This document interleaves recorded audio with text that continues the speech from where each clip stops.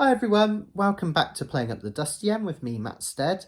Today we're going to have a look at diminished seventh chords, and I'm going to show you how useful they are for getting you playing up the fretboards. They've got two brilliant uses especially.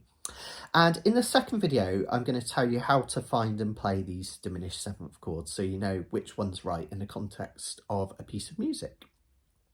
So as with a lot of the videos in this playlist, these kind of link in with my music theory playlist that I did separately. So if you're not sure what a diminished seventh chord is, how it's formed and the notes that make it up, etc., that's all covered in one of the videos in the music theory playlists. But for today, I really want to concentrate on how to play them and how to use them, okay? But just a tiny bit of quick theory and a couple of pointer facts. Generally, whenever you see a diminished chord written in ukulele music, so like a C and then a circle, that would say C diminished, or a C and then D-I-M, generally they mean a C diminished 7 chord, which are the shapes that we're going to use today. They're more kind of, they're easier to apply on ukulele, and they make more sense in the context of a lot of the progressions that we play. So just a quick point of fact, if you ever see just C circle, generally that means C diminished 7. And diminished 7s chords are really cool because they're kind of like, they're kind of endless. They're created by playing a note, skipping 2 in the chromatic scale, playing another, skipping 2, playing another, skipping 2, playing another, skipping 2. And then if you imagine you kept that scale going, playing another, skipping 2, playing another, skipping 2, playing another, skipping 2. Because they're this, they're kind of like a mirror of themselves all the way along, they're symmetrical, they have some really neat properties. And one of those cool properties is that you end up with the same shape for all the diminished chords. So take this one here using the black dots, which is a C diminished chord. I'll show you how to do it. Just put your little finger as if you're going to play a normal C major, but make sure you're using your pinky or your little finger. And then just play like a G major shape on the top 3 strings nearest your nose, the G, C and the E strings. And that creates a C diminished 7 chord, okay? It's like a parallelogram, 1, 2, 1, 2. Now, a C sharp diminished 7 is just the same thing, 1 fret higher. D diminished 7, D sharp diminished 7, E diminished 7, etc, etc.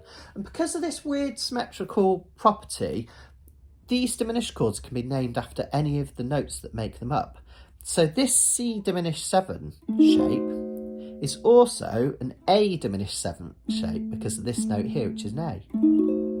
And it's also an E flat diminished 7 because of that note there, which is an E flat. And it's also an F sharp diminished 7 because of this F sharp note. And that might seem confusing. You think, oh gosh, there's all those notes I've got to remember. But it means that you've only got to learn one shape for every diminished 7 shape chord. And even this one, which looks like a different shape, these 2 fingers on their own for this one here, in actual fact, if we think of this C diminished 7 chord where we started, if we take it back, if I just let these fingers fall behind the nut is acting as these 2 fingers. So even this shape really is the same as all the others, it's just these 2 have fallen off the fretboard. And we can use that to our advantage. Let's use that straight away to our advantage. Now, because of a quirk of using this and the way our ukuleles are tuned as an instrument, a cool thing that happens is that when you play a diminished 7th chord, that same diminished 7th chord, C diminished 7th in this case, is repeated 3 frets higher. 1, 2, 3. And then again, 1, 2. So diminished 7th chords are repeated every 3 frets, which is super cool. We can use that to create these really cool little tricks and progressions and basically show off. So George Formby used to do this famous kind of run. It works on 12th Street Rag, but in loads of his pieces as well. Something like this.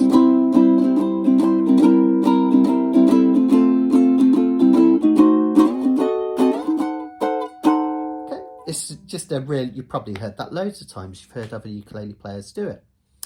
And it's a really cool way to show off, basically, playing up and down the fretboard with diminished 7th shapes.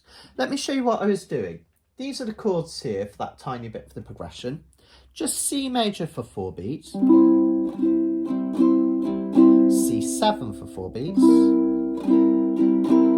F for 4 beats, then an F sharp diminished 7, which is the same as a C diminished 7 as we were just learning. So that's your 1, 2, 1, 2, finger in a C position, G on top of it. Okay, so that's that chord. So let's go through that again. C, C7, and F,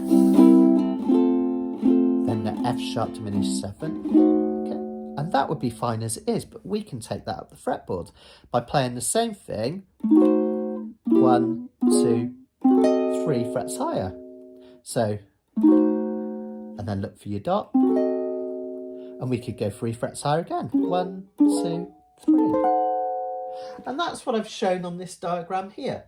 So when we get to this F sharp diminished 7, this is still an F sharp diminished 7, and this is still an F sharp diminished 7 higher up.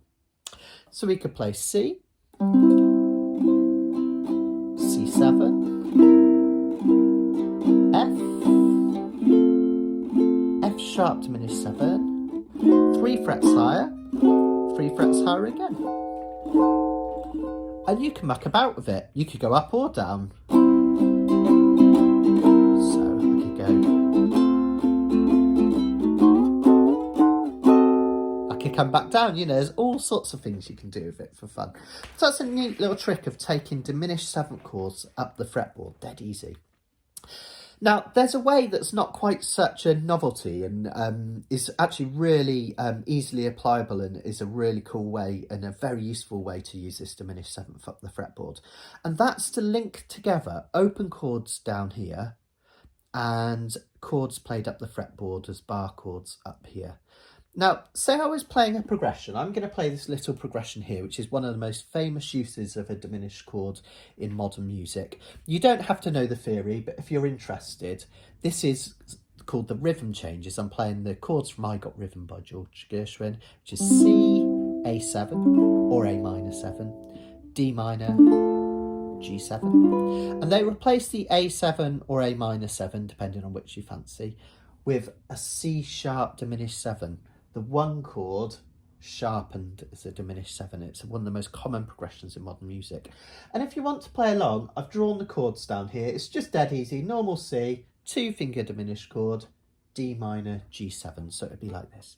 I'm going to play 2 beats on each. 2, 3, 4. C, C sharp dim, D minor, G7, and again C, C sharp dim, D minor, and G7.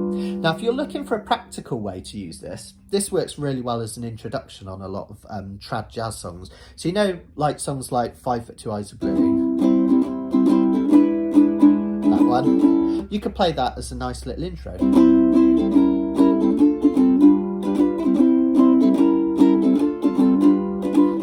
foot 2 eyes of blue, but oh, what those 5 foot could do. Has anybody seen my or her gown? Okay, so it's a really useful little kind of jazz little progression that you can put on. But say I was playing that in open, and then the second verse or the second time round, I wanted to play it as chords up the fretboard.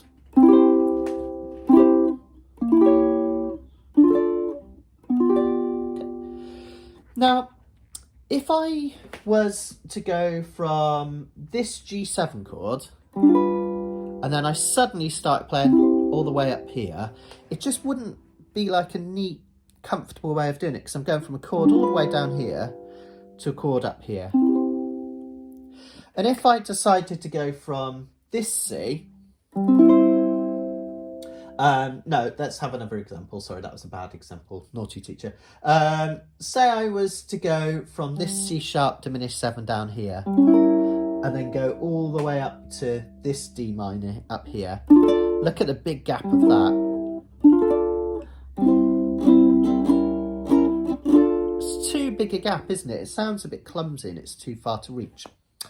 So what we can do is we can use diminished 7th chords to glue together these two progressions and make it smooth. I'll show you what I mean. First of all, just ever so quickly, these chords are the shapes that you've learned in earlier videos. So this chord here for a C is just an A shape moved up. This one here for a D minor is just an A minor moved up. And this one here for a G7 is just an E7 moved up. Okay, so you know how they formed and how we've got there.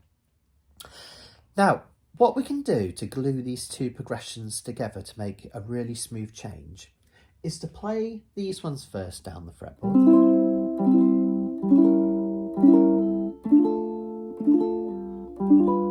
And now instead of playing this C up the fretboard, let's go from this C here to this diminished 7 here, which isn't far away from it. It's like the first one we were doing, only moved over. So a C sharp diminished 7 is a C sharp note on the A string and then a G shape over the top. So we could go C, C sharp dim 7, and then we could finish the progression. So we could do a D minor up here and a G7. So notice how lovely and smooth it makes it. Let's ignore this chord for a minute. Let's play this top progression and then these 3 chords here, and you'll hear how smooth it is. Let's go in slow motion, 2 beats on each. 2, 3, 4, C. Sorry, I'm going to slow that down. 2, 3, 4, C for 2. C sharp dim for 2. D minor for 2. G7 for 2. Now a normal C for 2. Then the C sharp dim up here, 3 and 4. Yeah, and D minor up here, and G7 up here. And then if I wanted to stay up here, the next C I could do the bar division up here because I'm up there now. So it's a neat way of getting from here to up here. Let's hear it in real time. See how it's so much smoother the second time. So I use these diminished 7ths to glue together playing lower down the fretboard and higher up the fretboard. They're incredibly useful for that. And I like to experiment with that. Try it in a few different keys and see if you can do this progression in maybe the key of F and the key of G, and then take it up the fretboard and see if you can apply the same thing. It's a really neat way of getting up and down. In the next video, I'm going to help you to identify which diminished 7th is which, because although it's only one chord up and down, you kind of need to know which is which, right, to be able to play the right one. So we'll have a look at that in the next video, and I'll see you there in just a tick.